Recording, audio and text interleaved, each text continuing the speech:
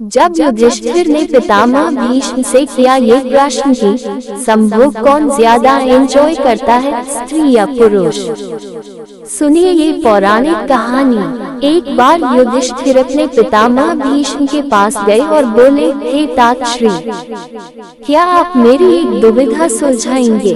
क्या आप मुझे सच सच बताएंगे कि स्त्री या पुरुष दोनों में से वो कौन है जो संभोग के समय ज्यादा आनंद को प्राप्त करता है? भीष्म बोले, इस संबंध में तुम्हें भांगस्वाना और सक्रा की कथा सुनाता हूँ, जिसमें तुम्हारे सवाल का जवाब छुपा है। बहुत समय पहले भांगस्वाना नाम का एक राजा रहता था। वह न्यायप्रिय और बहुत यशस्वी था, लेकिन उसके कोई पुत्र नहीं था। एक बालक की इच्छा में उस राजा ने एक अनुष्ठान किया जिसका नाम था अग्निष्टुता।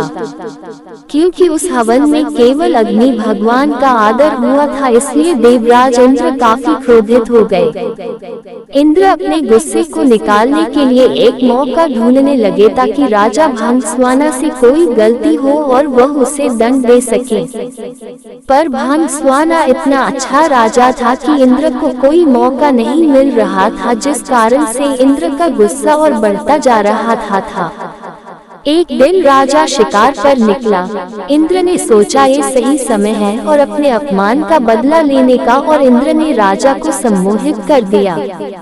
राजा भांगस्वाना जंगल में इधर उधर भटकने लगा। अपनी सम्मोहित हालत में वह सब सुध खो बैठा। न उसे दिशाएं समझ आ रही थी और न ही अपने सैनिक नहीं दिख रहे थे। भूख प्यास ने उसे और व्याकुल कर दिया था।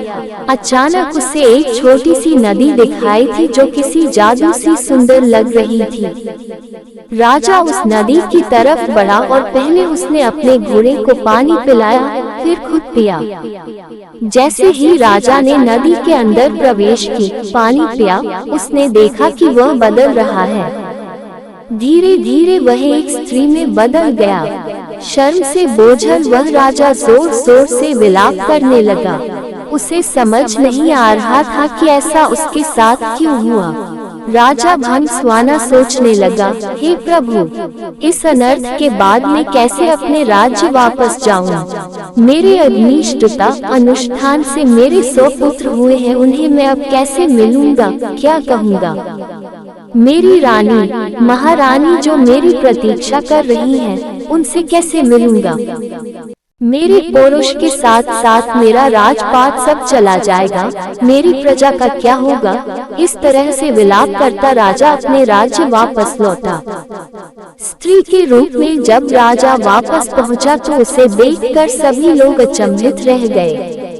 राजा ने सभा बुलाए और अपनी रानियों, पुत्रों और मंत्रियों से कहा कि अब मैं राजपाट संभालने के लायक नहीं रहा हूँ। तुम सभी लोग सुख से यहाँ रहो और मैं जंगल में जाकर अपना बाकी का जीवन बीताऊंगा।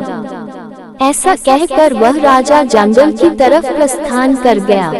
वहाँ जाकर वह स्त्री रूप में एक तपस्वी के आश्रम में रहने लगी, जिनसे उसने कई पुत्रों को जन्म दिया। अपने उन पुत्रों को वह अपने पुराने राज्य ले गई और अपने पुराने बच्चों से बोली, तुम मेरे पुत्र हो जब मैं एक पुरुष था, ये मेरे पुत्र हैं जब मैं एक स्त्री हूँ। मेरे राज्य को मिलकर भाइयों की तरह संभालो। सभी भाई मिलकर रहने लगे। सबको सुख से जीवन व्यतीत करता देख देवराज इंद्र और ज्यादा क्रोधित हो जाए और उनमें बदले की भावना फिर जागने लगी। इंद्र सोचने लगा कि ऐसा लगता है कि राजा को स्त्री में बदलकर मैंने उसके साथ बुरे की जगह अच्छा कर दिया है। ऐसा कहकर इंद्र ने एक ब्राह्मण का रूप धारा और पहुंच गया राजा भांगस्वाना के राज्य में। वहां जाकर उसने सभी राजकुमारों के कान भरने शुरू कर दिए। इंद्र के भड़काने की वजह से सभी भाई आपस में लड़ पड़े और एक दूसरे को मार डाला। जैसे ही भांगस्वाना को इस बात का पता चला, वह शोकाकुल हो गया। ब्राह्मण के रूप में इंद्र राजा के पास पहुंचा और पूछा कि वह क्यों रो रही है। भांगस्वाना ने रोते रोते पूरी घटना इंद्र को बताई तो इंद्र ने अपना असली रूप दिखाकर राजा को उसकी गलती के बारे में बताया।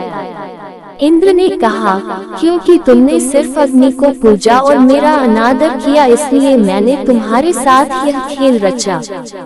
ये सुनते ही भंसवाना इंद्र के पैरों में गिर गया और अपने अनजाने में किया अपराध के लिए क्षमा मांगी। राजा की ऐसी दयनीय दशा देखकर इंद्र को दया आ गई। इंद्र ने राजा को माफ करते हुए अपने पुत्रों को जीवित करवाने का वरदान दिया। इंद्र बोले, हे स्त्री रूपी राजन, अपने बच्चों में से किन्हीं एक को जीवित कर लो। भंसवाना ने इंद्र से कहा, अगर ऐसी ही बात है तो मेरे उन पुत्रों को जीवित कर दो जिन्हें मैंने स्त्री की तरह पैदा किया है। हैरान होते हुए इंद्र ने इसका कारण पूछा तो राजा ने जवाब दिया, हे इंद्र, एक स्त्री का प्रेम एक पुरुष के प्रेम से बहुत अधिक होता है, इसलिए मैं अपनी कोख से जन्मे बालकों का जीवन दान मानती हूँ। भीष्म ने इस कथा को आगे बढ़ाते हुए युधिष्ठिर को कहा कि इंद्र ये सब सुनकर प्रसन्न हो गए और उन्होंने राजा के सभी पुत्रों को जीवित कर दिया। उसके बाद इंद्र ने राजा को दोबारा पुरुष रूप देने की बात की। इंद्र बोले, तुमसे खुश होकर हे भंसवाना मैं तुम्हें वापस पुरुष बनाना चाहता हूँ, पर राजा ने साफ मना कर दिया। स्त्री रूपी भंसवाना बोला, हे देवराज इंद्र, मैं स्त्री रूप में ही खुश हूँ और स्त्री ही रहना चाहता हूँ। ये सुनकर इंद्र उत्सुक हो गए और पूछ बैठे कि ऐसा क्यों राजन, क्या तुम वापस पुरुष बनकर अपना राजपाट नहीं संभालना चाहते?